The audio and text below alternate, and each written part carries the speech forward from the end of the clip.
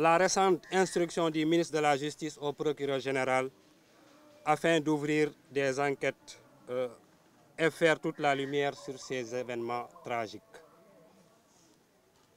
Ces initiatives témoignent d'une volonté affichée du gouvernement d'élucider cette affaire. Toutefois, nous ne pouvons ignorer les profondes inquiétudes face aux lenteurs constatées dans le traitement des procédures.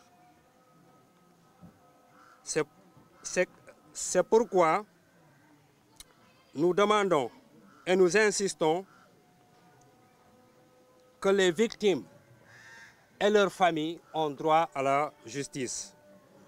Car si ces actions louables entreprises par l'État, elles ne sauraient remplacer l'essentiel, qui est rendre justice aux victimes et à leurs familles. Tant que cette justice tarde, un sentiment d'impunité risque de s'installer, perpétuant ainsi les bavures et la répression des droits pourtant garantis par la Constitution. Cela veut dire depuis quasiment 2024, nous nous attendons à ce que la justice fasse son travail, que les véritables coupables de ces meurtres puissent être appréhendés, écoutés et s'il le faut, emprisonnés. Nous ne sommes pas là pour demander à la justice ou dire à la justice ce qu'elle doit faire. Nous sommes là pour exiger à ce que justice soit faite. Nous ne sommes pas en train de quémander une justice qui doit se faire. Nous sommes en train d'exiger à ce que la justice fasse son travail. Pour vous dire vrai, nous remercions fidèlement et encore avec toute l'énergie M. Al Maktoum Sy, qui dans ses réponses a véritablement conforté tout le monde. Pour vous dire vrai, nous avons l'impression que la justice à un moment donné ressemble à un caméléon qui est face d'un serpent anaconda.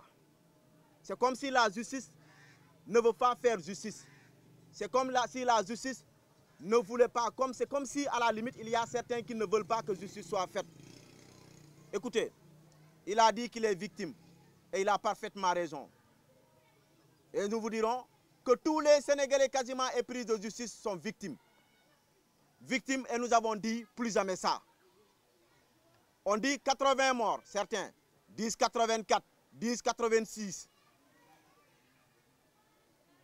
Nul ne sait et nul ne saura. Ce qu'on peut dire, c'est qu'il y a véritablement des morts, des blessés, des gens qui, tous là, ont des séquelles de ces événements de 2021 à 2024, où nous avons pensé que nous étions dans un pays hors la loi, où nous avons pensé à un moment donné que nous étions dans un pays no man see land. Et que le Sénégal, c'est un pays de droit, et que le droit doit s'appliquer. On a eu des morts. Aujourd'hui, nous avons constaté que le ministre de la Justice a donné injonction et instruction au procureur général d'ouvrir des enquêtes. On est presque à 20 jours. Peut-être que les actions sont en train d'être menées.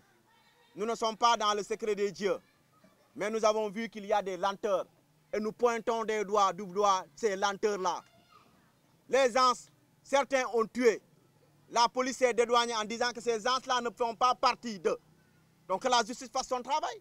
Et qu'au moment où nous vous parlons, il y a plus de 45 milliards qui ont été investis pour de l'armement. Génération FM. Generation FM, the best radio. Génération FM.